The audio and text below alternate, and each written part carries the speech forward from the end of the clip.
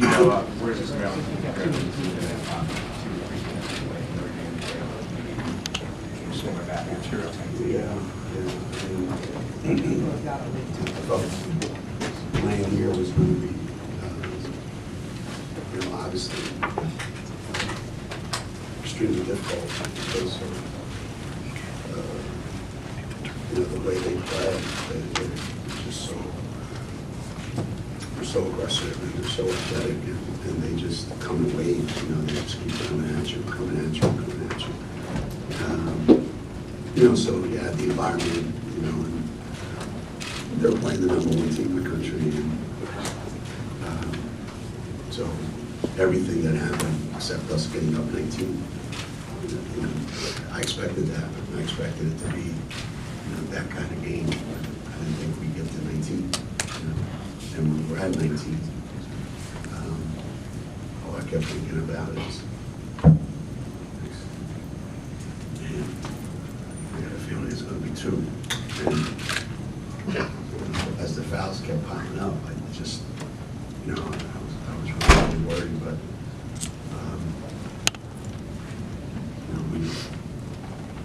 we maybe won this game today because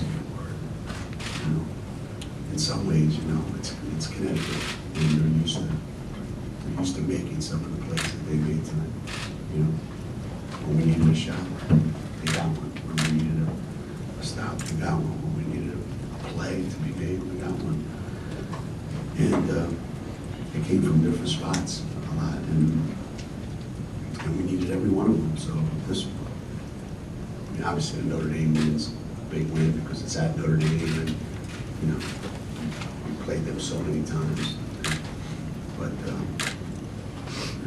given the circumstances and the way the game played out, with all the issues that we had, this is probably the best win that we've had up to this point of the season. Geno, when you were European 6 years ago in the spot, 87 straight wins, all the talk was you're chasing UCLA, their record, the men's record. And it became more of a national story, whereas you've said many times already that you're really chasing yourself. You won 94, what's 91, 92, it's all the same. But now that you're standing closer to it, does it reflect all that this is really just chasing yourself versus what it was 6 years ago in this spot?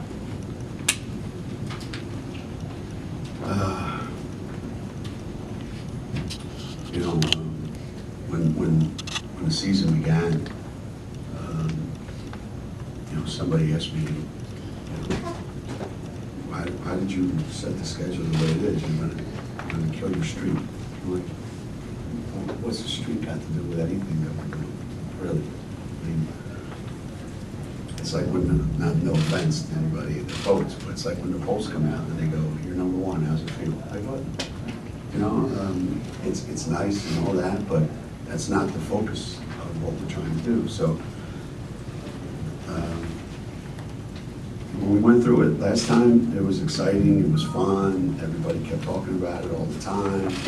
Our kids were aware of it towards the end, that they knew exactly what was going on, they knew all the hoopla. We had some older players on our team that had been through a lot, and they felt like they were entitled to it. Yeah, that's what we're doing. I think this team is young enough, and they've not been a part of that many of them, and it's not something that we talk about, and it's not something that I put any value on anymore. I don't. I mean, people could say, wouldn't it be great to break your own record? I mean, yeah, if it got me anything, like if you're in the Olympics and it gets you a gold medal, or if you're in the World Championships and you win a world champion, and you're called a world champion because you broke your own record if you're a swimmer. But,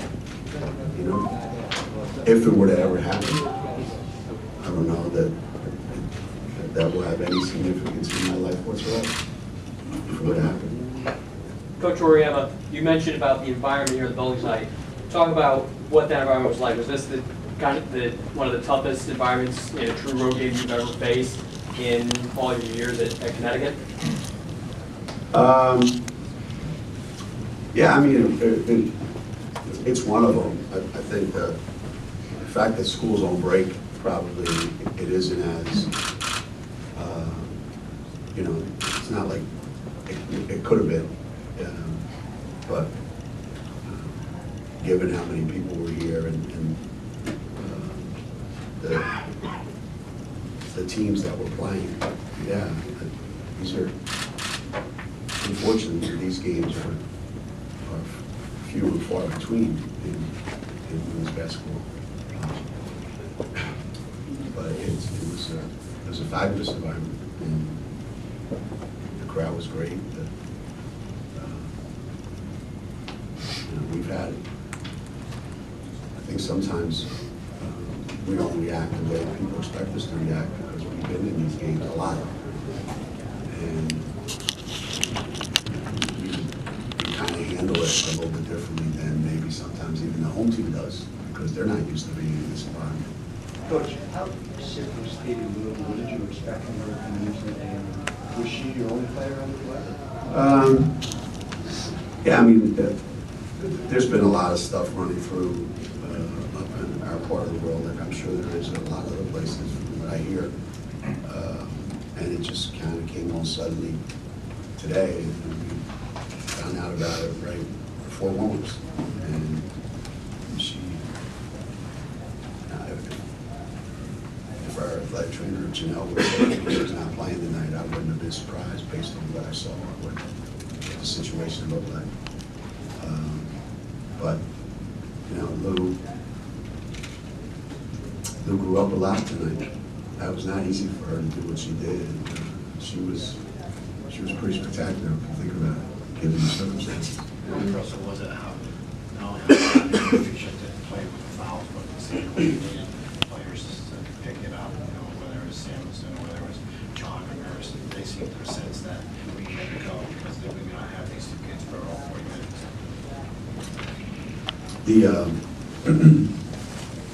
The fact that all those plays that I'm talking about that we had to make kept coming from someplace different was probably the most impressive thing for me, because you know, if you're Maryland and you know they played a boxing one and Lou a lot in the first half, and you know Gabby and Kia, you know, made it look like we still got 36 points, which is pretty much our average in the first half. And then when we came out in the second half, everybody took turns making plays. So for Maryland, it was hard to figure out where do we go to get stops. You know, and we're not the team we were last year, obviously. You know, we don't have the incredible athletic ability and experience that we had last year. You know, we're not averaging as many points. We're not getting as many shots up. We're not. You know, we don't have as many steals. We don't have as many block shots. So we're not the team we were. But I think collectively, you know, we've helped each other, maybe more so than any team that I've had in a while. You know, Coach. a lot of teams Got time for a couple more. You know, a lot of teams have trouble keeping scores and trouble from their 20. You guys held it to 10. Were you kind of able to do it defensively? You know, sometimes when a player has a subpar game, so to speak, it's not just what the defense does. We've got a lot of factors. I mean, I thought Kia Nurse did a great job on her for most of the game, but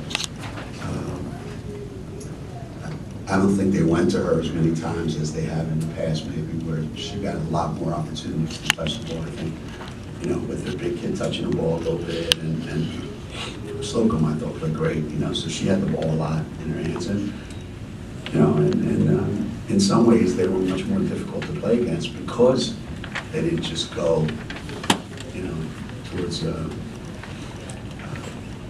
Shatory. So it was a combination of things, you know, it was a combination of things. We guarded her a little bit differently than we did last year at the Garden, so that helped. Coach, what did you say or emphasize at the half to have your team respond at the start of the third quarter the way they did? Well, I think that everyone was pretty upset at the way the first half ended. You know, for us to go from having all the momentum, you know, and to end the half with, you know, a turnover in the basket in the last possession, especially the way it happened. I think that really stung, and it really got our attention, you know, and we came out in the second half, and we were just a little more aggressive, you know. We got some opportunities early, and we took them right away. There wasn't this, you know, we passed up a lot of opportunities in the first half to get a better opportunity. And the start of the second half, we just took advantage of every opportunity we got. And I think that might have been the difference in the game, because that started to give us the cushion that we needed, as it turned out, towards the end. You said consistent.